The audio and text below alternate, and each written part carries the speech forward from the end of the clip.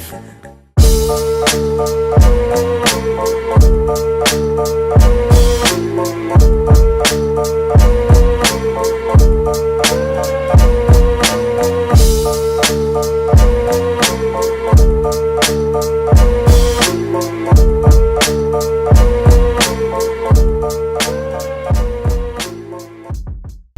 Good morning to another beautiful day in sunny Perth. Today we get the privilege of taking a look at this 88 E30 M3, one of the first M3s ever made, one of 16,000 including, if you include the Evo's production. This one's a little bit special because it has an E36 M3 engine inside it. There is a few modifications. Front splitter, rear spoiler. And if you would have seen my Mighty Car Mods video, you would have seen this car. This is where I met the owner. So cool. So this car has quite a cool story. It was imported from America. The owner has imported it himself, and on the back here you can see that. Let me change that for you so you can see what's going on. Look at that. South Carolina. So cool. So yeah, we're going to take a look around. We're going to take it for a drive, which I'm super pumped about, so thanks again for letting me do that. And yeah, let's crack on.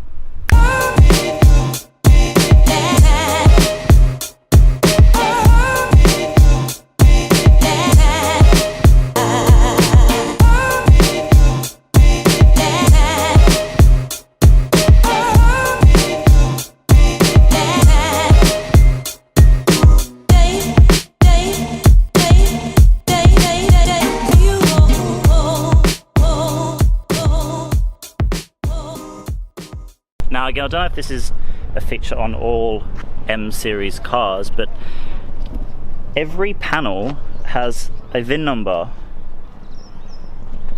on it. Like even if you go into the door, VIN number.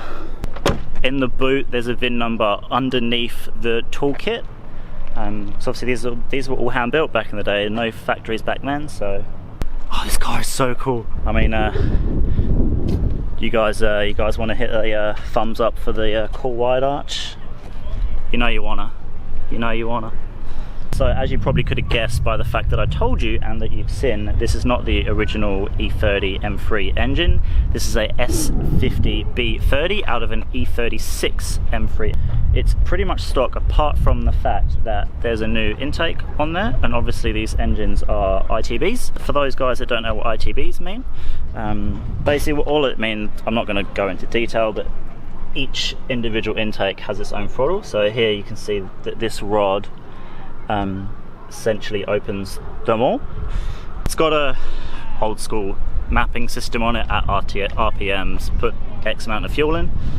Means it runs a bit rich, but you know, who cares, because you're driving a E30 M3, so petrol stations or not, you're in a goddamn E30 M3.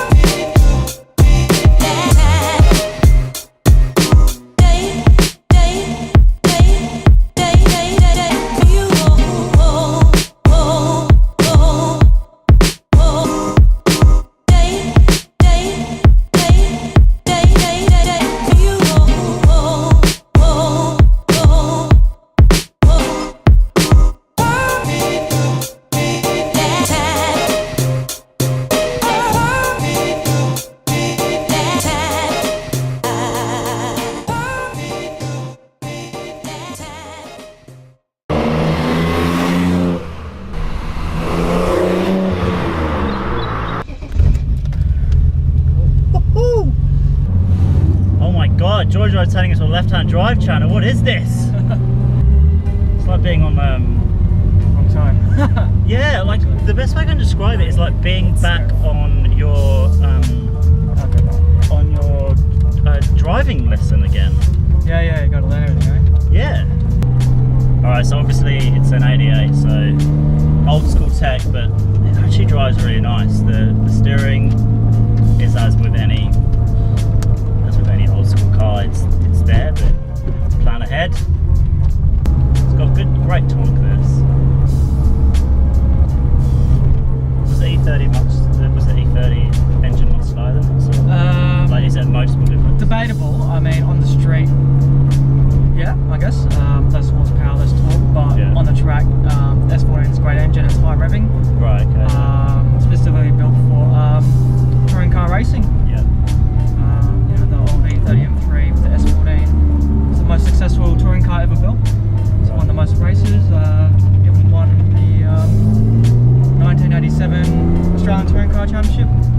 That was with Jim Richards. So before it became V8 supercars. Yeah. And before the Skylines really came into domination, this car won that.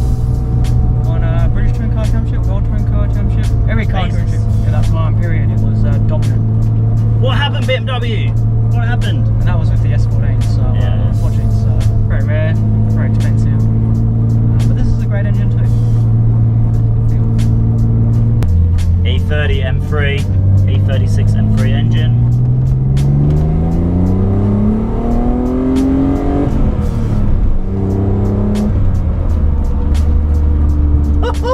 Yeah, that felt great. Oh, this thing feels good.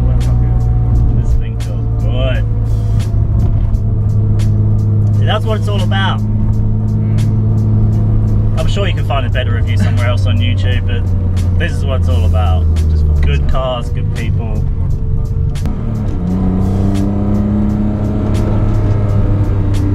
This thing feels good. It handles good too. Obviously, I'm doing the speed limit, checking the handling. Middle of the road again. You're always in your mind, you're having to retrain your brain to be next to the curve, whereas obviously in a normal right-hand drive car, you're training yourself that there's a good 5 feet before you get there. So, like, even just then, I'm talking to you, my audience, hi, and I'm slowly drifting to the right because in my mind I'm too close to that curve.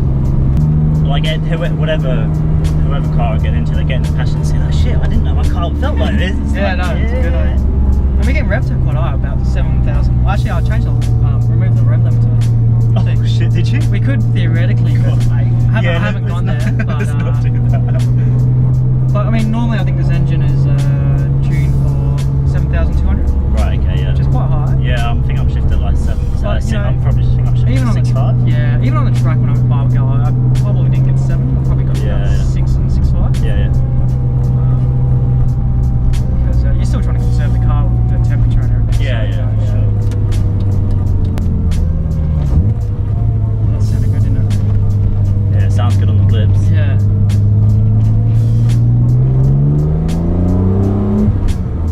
God, that pulls hard. But you know what I mean, with the individual throttle bodies, you can feel the response. You can hear it as well. It just opens up straight away. It's sucking no the lag. atmosphere out of the air. Yeah. No small children was harmed in the making of this video. No, It gets sucked in.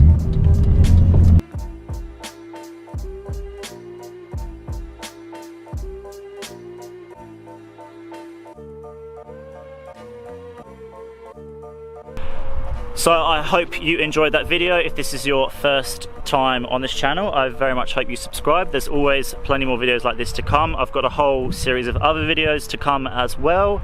Event videos, garage videos. Got some cool stuff coming up, which I'm sure you'll very much appreciate. Follow me on Instagram, which is joydrive. And thanks again for Mervyn for letting me out in his E30 M3, a very trusting man. They're not the cheapest cars on the planet. And thanks so much for Leanne and Gwyn for helping me out with some of the shooting. They let me hang out the passenger side of their car, which was fantastic. As always, hit that like button and I'll see you guys in the next video.